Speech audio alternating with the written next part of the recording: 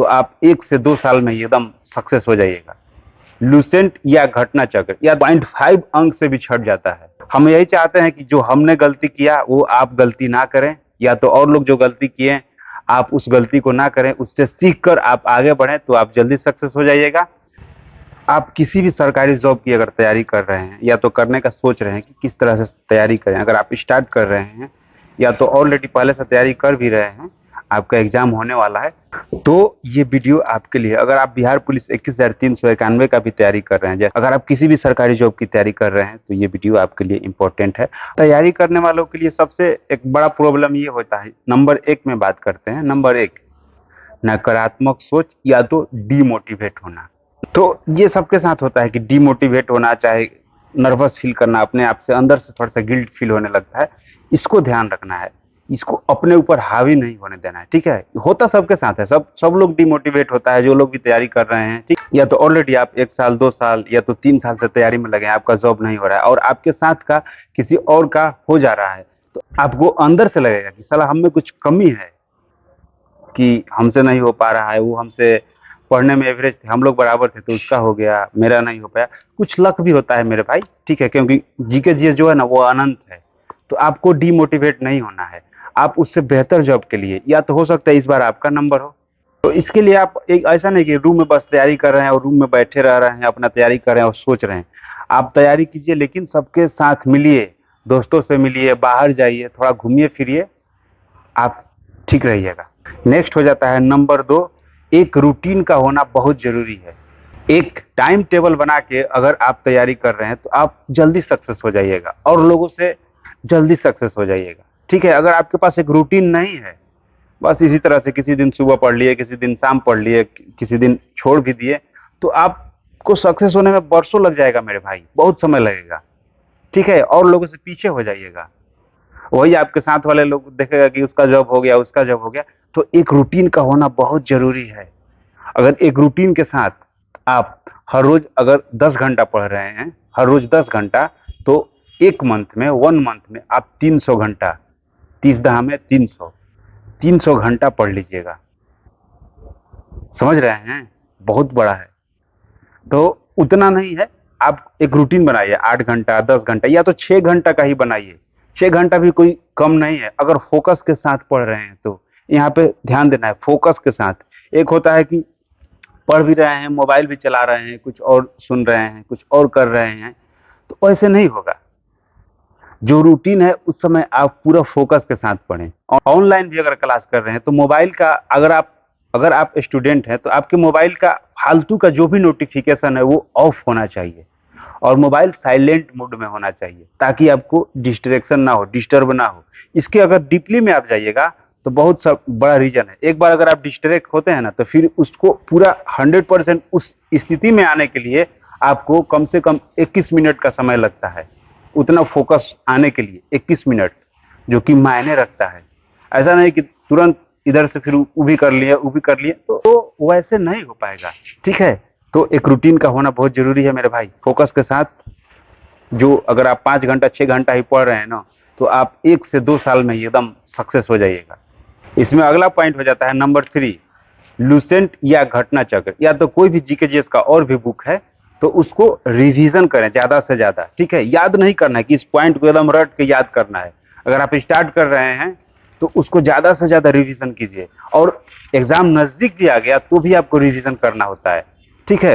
Exam नजदीक आ गया तो अगर आप उसको रिवीजन कर रहे हैं तो क्या होगा ना, कि वहां पे जब आप एग्जाम हॉल में जाइएगा तो छोटा छोटा पॉइंट होता है जो आपको ऐसा नहीं समझ में आएगा। जब वहां पे ऑप्शन देखिएगा ना, तो जो डीपली में भी रहेगा ना, डीपली में अगर आप रिवीजन किए हैं तो वो याद आ जाएगा, क्योंकि माइंड में बहुत सारा क्वेश्चन जो है ऐसे रहता है। ऐसे कोई पूछेगा तो नहीं समझ में आएगा। ऐसे कोई बोलो कि आप बोलिए इस तरह से क्वेश्चन इसके बारे में, नहीं। अगर आप ऑप्शन देखिएगा ना तो वहां पे बहुत सारा क्लियर हो जाएगा।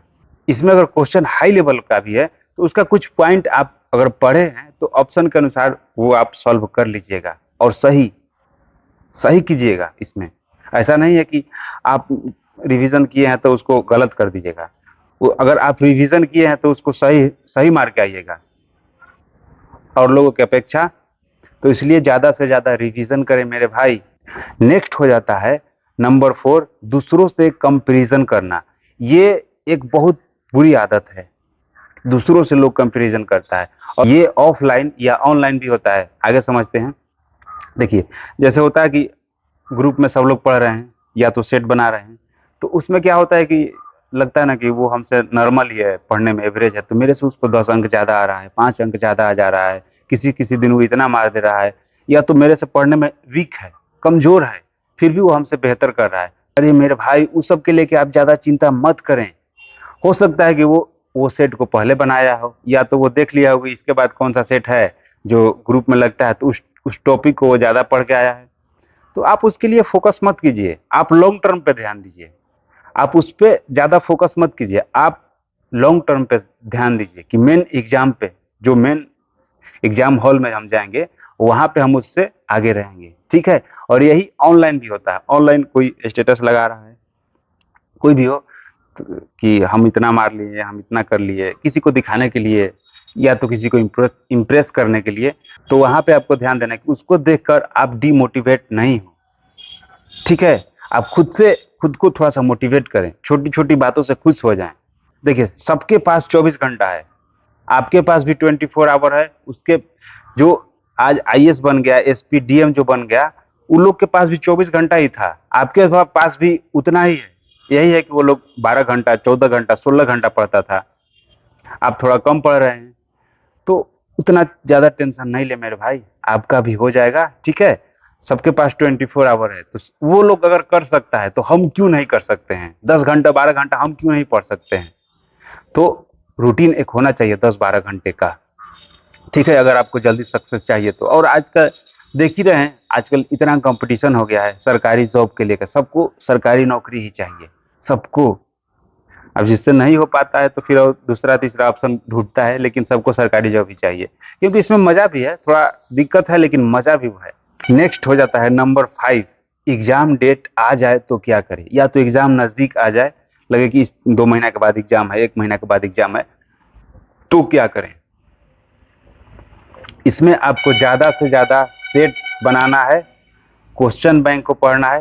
क्वेश्चन बैंक जिसको प्रीवियस ईयर का क्वेश्चन होता है, जो जो इससे पहले वाले साल में पूछा गया था, वो सब क्वेश्चन को ज्यादा से ज्यादा फोकस करना है। और समसामयिकी घटना चक्र का एक बुक ले लीजिए, उसको पढ़िए। और इसके बाद जब एग्जाम ये नजदीक आ गया तो ये सब पढ़ना ही है। ठीक है। और जो फालतू काम है, इधर उधर का जो टाइम पास है, वो सब छोड़ देना होगा मेरे भाई। अगर आपको जॉब चाहिए तो ज्यादा से ज्यादा फोकस करें, क्वेश्चन बैंक और सिलेबस के अनुसार उस पर फोकस करें। सिलेबस को देख लें, उसके अनुसार सटीक तैयारी करें, तो आप जल्दी सक्सेस हो जाइएगा। अगर सेट फिर बना ले रहे हैं तो सेट के जो लास्ट में डिफिनेशन देता है, या तो समसामयिकी घटना चक्र जो होता है, उसमें भी डिफिनेशन दिया हुआ आता है, उसमें भी डिफिनेशन दिया रहता है, उसको डिटेल्स में जो दिया रहता है विस्तार में, उसको आप बेहतर ढंग से पढ़ें। हर रोज 2 सेट जरूर बनाएं। कोशिश करें कि एक टाइम लगा के, जैसे कि जितना टाइम होता है वहां पे, जितना टाइम देता है उतना टाइम लगा के उस टाइम के अंदर आप बनाएं। देखिए कि आप कितना देर में बना पा रहे हैं। उसके बाद फिर बाद में उसको सॉल्व करें, वो अलग बात है, लेकिन जब तक सेट बना रहे हैं उसको टाइम लगा के, जिस तरह से एग्जाम सेंटर में जो बुकलेट पर आप एग्जाम देते हैं वो मिलता है बाजार में आपको आसानी से, वो खरीद लें, उस पर आप सेट बनाएं, आपको ज्यादा प्रॉफिट होगा। क्योंकि वहां पे आपका 1-1 मिनट का वैल्यूएशन है मेरे भाई, 1-1 मिनट का वैल्यूएशन है। 1 मिनट इधर, 1 मिनट उधर, समझिए, एक एक क्वेश्चन का, एक एक पॉइंट का वैल्यूएशन है। एक नंबर से कोई 1.5 अंक से भी छट जाता है। तो बिहार पुलिस 21,391 वाले भी अगर आप कैंडिडेट हैं तो ये आपके लिए बहुत कारगर है। आप इसको ध्यान दें और तैयारी करें। अगर एक बार में मेरा पूरा वीडियो समझ में नहीं आया तो इस वीडियो को आप दोबारा देख सकते हैं। ठीक है दोस्त, हम यही चाहते हैं कि जो हमने गलती किया वो आप गलती ना करें, या तो और लोग जो गलती किए आप उस गलती को ना करें, उससे सीख कर आप आगे बढ़ें, तो आप जल्दी सक्सेस हो जाइएगा। यही था आज का वीडियो। तब तक आप खुश रहिए, खुशियां बांटते रहिए। मिलते हैं आपसे नेक्स्ट वीडियो में, तब तक के लिए जय हिंद।